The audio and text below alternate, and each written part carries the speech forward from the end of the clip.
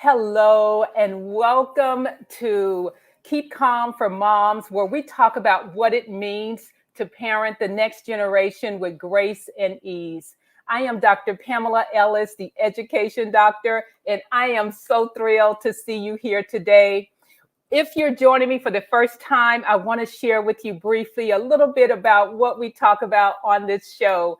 So, my firm is Compass College Advisory, where we partner with busy moms to help their teen find a college that feels like home without overpaying. And there are five pillars to keep calm. Keep Calm is our proprietary framework, and it stands for College and Accelerated Leadership Methodology. The five pillars are academic, social, financial, vocational, and cultural. And we believe that the glue that holds it all together is parent engagement. Now, today's episode is absolutely one of my favorites because it's part of our Boss Mom series. And so if you joined me before, you know that I talk with some amazing moms about their career journey, talk with them about work-life balance, and we just have a great time. And so I am going to bring on to the stage right now one of my favorite boss moms that I've known for so many years. I'm bringing up Marie Wrighten. Hi there, Marie. How are you? Good.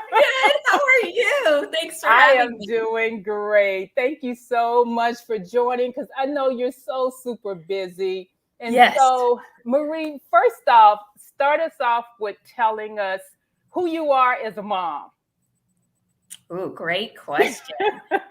I really try very hard to be both like strong, woman, matriarch, like my grandmother, like my mom, but rolling it back just a little bit with more love, more nurturing, more jokes on myself, so that she gets I'm not just her friend, right? Yeah. Like I'm going to come back and be like, these are the rules.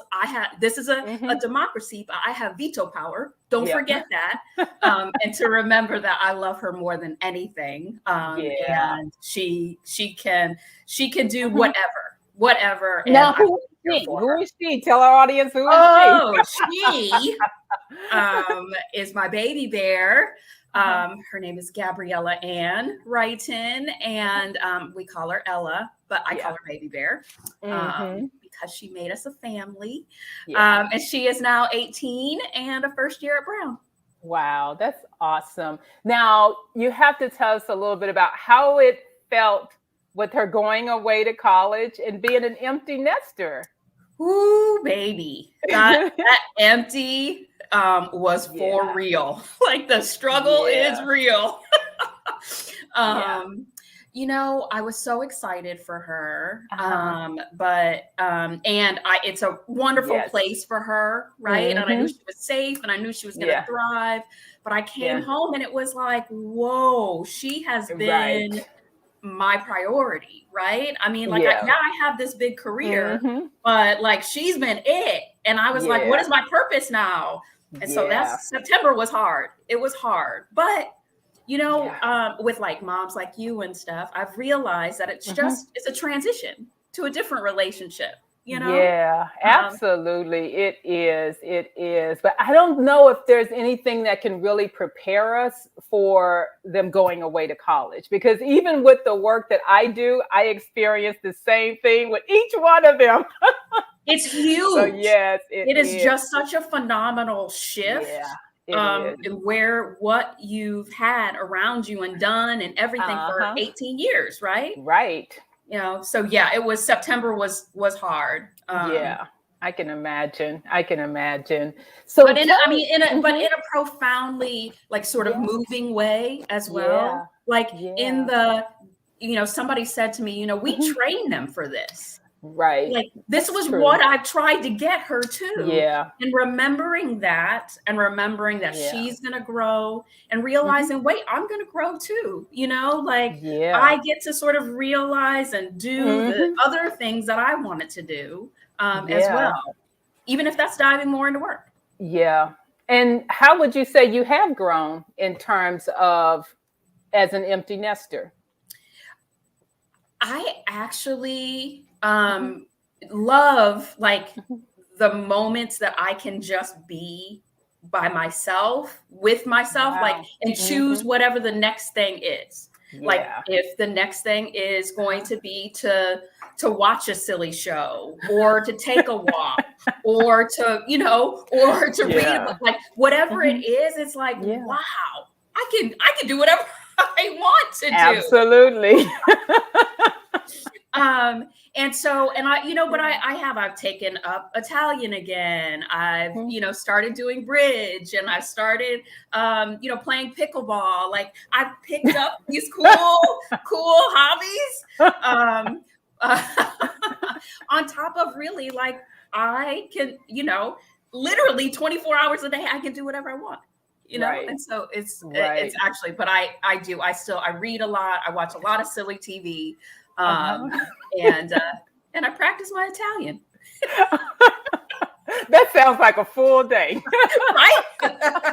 But I know that you have this career as well, this amazing career. And I have to tell you, I have to preface this, Marie. I think you are one of maybe a handful of people who I know that love being a lawyer. I don't know too many. I know a lot of people who transition out of it into other things, but tell us a little bit about that journey and what you're currently doing that keeps you in law. So you're absolutely right. I love my job. I tell people that all the time. Clients, strangers, like I absolutely love what I do. I decided I wanted to be a lawyer when I was 12. Really? It was based, yes, absolutely. It was based on the movie Injustice for All. You know, the Al Pacino movie? You know, I do know that I'm out movie. of order. You're out of order. This whole court's out of order. That movie. But as Hollywood as it was, it really was the first time that I realized that things weren't predetermined, that I could get in there and make a difference, you know, and how the law is applied and enforced and things like that. And so I decided I wanted to go to the best college I could go to the best law school I could go to. And I did that. Went to Stanford undergrad, went to Columbia for law school. And then I didn't know what it was supposed to look like. I mean, I was getting sworn in when I was 24, and I was like, what do I do now? But I had some mentors along the way, and I wanted to be a trial lawyer. And so while I started at some regional firms and then a big firm, I was a state prosecutor and a federal prosecutor. And that gave me the trial experience to know that I belong on the table. And so I really, now I've, you know, and I really have just kept building to get to, I've been at firms, I've been in-house, I've been with the government, and now I'm a partner at a big firm where I have this really diverse practice. But what I do is I get to be a trial lawyer with, you know, and it's trademark, it's employment, it's toxic tort, it's product defects, it's construction defects. It's all of it, because I get to go into I get to be the advocate, either in the courtroom or in the motion. And that's what I tell people. I love going into a courtroom. That's like the playground for me. But I'm also kind of a nerd. So I'll write a 20-page motion for you on a Saturday night, you know, and be like, yes, this is awesome. Wow. What a way to spend the weekend. I really do love what I do, but it is, I mean, and I think that that's something that Ella has gotten from me, that like, it is one of those, if you are passionate about what you do, then you're going to be engaged in it, and then it's going to come naturally for you. Absolutely. Absolutely. So if you're joining us now, I am talking with Marie Wrighten, Esquire, and we're talking a bit about, you know, what she does in law, and also, you know, just work-life balance as well, because I do want to get more into that. And I want to, you know, actually shift gears to talk about it now, Marie, because, you know, a lot of what we hear in terms of law is the time commitment, the hours, and being paid by the hours. So how do you actually, you know, do self-care when you're working those kind of hours? How do you take out that time for yourself? That is a great question that I've had to get better at. But over, the last 5 to 7 years, I really have made a point of diving into whatever that thing is. Like before the pandemic, it was Pilates. Like and my mom had been advocating yoga for a long time. And I was like, no, like I can't turn my brain off. But I needed something that was physical, but not too, high energy. So Pilates. And then I dove into books like Glennon Doyle, just to clear that space. Right. Church is really big for me. And so if I'm not, I just go on Sundays, but I do a fellowship. Every week I go out with some girlfriends for, like fellowship and things like that, but really just to dial it back, remember that like we're all in this together, and to be inspired while, cause it's not going to go perfectly. Every client isn't going to love everything that I do. My boss is going to want it last week, and it's still not on his desk. And I just need to be reminded that I've earned this, I got this, I belong on this table. And I'm, I'm leaning into every part of my life. Right. Like, so that's it. That be where your feet are, stay present, have faith and be curious. I mean, that's what I try to remind myself every day. Yeah. Now, what does self-care look like and mean to you now that Ella has gone away to college? So I do. I did realize I have time in the morning, for fellowship. So I will read some sort of like Marianne Williamson has this, year of miracles. And so each day is a reflection. And so I start out my day with that. And then I walk the dogs, and I made a playlist that's just like this, like, it starts with Mama Said Knock You Out, but it actually has some really cool, like really just sort of inspiring, songs that I love. And so that's how I start my morning, and then by the end of the night, like I do make sure that I decompress. Absolutely. And for me, decompressing is usually ridiculously silly TV. Okay. So now let me go back to what we were going to talk about, since I have the reminder there for me. So what do you say to, parents who, have a teen that's thinking about law school? What are the things that you suggest doing in high school to prepare? Because I mean, you mentioned how you were starting to think about it as early as 12 years old. So what would you say to that? So the thing that I learned was to really set yourself up for the next step, even if you don't really know what that next step is going to be like. So we moved from Ohio to LA when I was in high school, and I got put into these sort of average moving classes, even though, I was more accelerated in Ohio. And I made sure that I was like, no, I'm going to get into the AP classes. And so I pushed myself to be in the AP track. That's what I think positioned myself for Stanford. And then I got to Stanford and I knew that I wanted to go to law school, but I had no idea what I should do. As I was like, should I do poli-sci? What should I do? And it doesn't matter. I just had to do something that I really loved so that I excelled. Right. So that's the thing. So again, just do what I loved in college to excel to get to the next thing. Right. And so that's what I did. I positioned myself to get to Columbia. And then at Columbia, it was like, okay, make sure that I'm taking the clinics or I'm doing the summer internships to position myself for, even though I don't know what it's going to look like. Because I went to Columbia. I went early decision, only school I applied to, because I thought I was going to the UN. I was absolutely sure I was going to get a joint degree in international affairs, and I was going straight to the UN. And I decided that I wasn't going to do that in October of my first year at Columbia. Wow. But luckily, I was at Columbia, right? Columbia was top 5. So you can at least transition.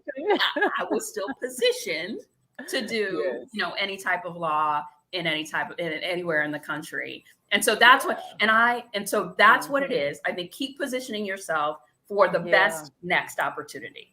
Yeah. Now, are many of your classmates still doing law in the same traditional way as you are? Now, they not in a firm. I mean, there are, you know, most people have, and I'll say half. I would say that. I would say half are, you know, still in this same, you know, sort of traditional role, however they got here, right? But most are maybe like research attorneys for judges, or have, you know, turned into professors, like, you know, and so, or gone into the business side. So, you know, like my law school roommate had, you know, spent 10 years probably all legal and then moved over more to the business side. So I have a lot of people who have done that, but no, I am an anomaly. You are right. At Ella School, they had one of those college counseling nights, you know. Yeah. It was the parents and the kids, and the college counselor person at the front was like, "Okay, parents, come on, for real. Tell me, who here is doing what they said they wanted to be doing when they were 15 years old?" I was like, and your hand was probably one of just a few. Exactly. There literally were 5 parents in the whole auditorium. Wow. So, but I'm lucky. I mean, I had somebody, random guy on the street, looking at all the boxes. I was in trial. He was like, "That's a lot. That's a lot of reading." And I was like, "Well, it's really like a fidget spinner for my brain. Like, you know, like I get to solve puzzles all day." Like I loved that game. I'm such a nerd, but I loved that memory game, you know, where you flip over the card and it's like, "Where's the pineapple?" You know, you got to find the other pineapple. Go fish. Yeah, stuff like that. Yeah. That's the memory game? Okay, yeah, you're right. Well, no, where like, you know, you would spread out all the cards and you have to find the magic cards. Right. That's how I feel. That's how I feel in synthesizing facts and law. Like I get to play that game every day. Wow. You know, I hadn't thought about that game in a long time. And I'm just like, I don't even know if I even thought of it as a memory game. I mean, that makes it sounds like it was a fun game. Yeah, exactly. Yeah, go fish. Yeah. Okay. Now, who are other women who inspire you? The CEO or CFO from Facebook, who wrote that book, Lean In, Sheryl Sandberg. Yeah. Man, I live by that. Absolutely. Anne Lamott is a good one. And again, Glennon Doyle and Marianne Williamson, really inspirational for me. You know, but I mean, frankly, I am really lucky in that, you know, my mom was the oldest of 7, you know, 6 girls, 1 boy, you know, my aunts are amazing, wonderful women, and very different, you know, and I am definitely, you know, a part of each of them. And so I'm really lucky that, you know, from my grandmother to my mom to my aunts, I have really strong Black women role models in my life. Yeah, absolutely. My dog just barks. I'm just like, I got to mute. He doesn't know I'm recording, but anyway, we're going to keep it going. Yes. Well, we're actually down to our final 3 rapid wisdom questions, which I love because each time the responses are so different. Okay. And so the first one is, tell us about a book that you've read that informed who you are as a mom. Oh, that's a good one. So the one that really comes to mind is Glennon Doyle, Carry On Warrior. Really? Yeah, because it, while I read it when Ella was in high school, it really gave me permission to be the mom that I am, to be the woman that I am, whatever that looks like, right? And so to just sort of own it. And if that's like, particularly as a mom, she talks about how her house has crumbs all over the place. She doesn't know a vacuum. She, you know, that is not her style, right? Right. And it was so heartwarming to me because my mother actually, of all people, because my mother was kind of a neat freak, gave me that permission too, that it's okay. It's okay if your house is dirty. That means you have a happy child. And, you know, and my all of the women are clean freaks in my house, in my family. Right. And so I needed that permission to not have to worry as much about that. And so that allowed me to still be the lawyer, to still be the nurturing, loving, you know, I'm the mom that's here for you, you know, but I don't have a house that's spick and span. So it's that like, be who you are, and you're going to get through the tough times, you know, you're going to get to the next thing, and, you know, and you'll be solid, you know? Right. So I love that. I love that. And so the second question is, in 3 words, complete this sentence. The truth about work-life balance is what?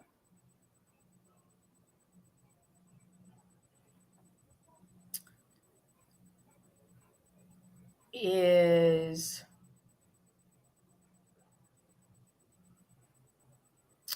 4 words. Stay true to yourself. 3 words. No one wants to do 3 words anymore.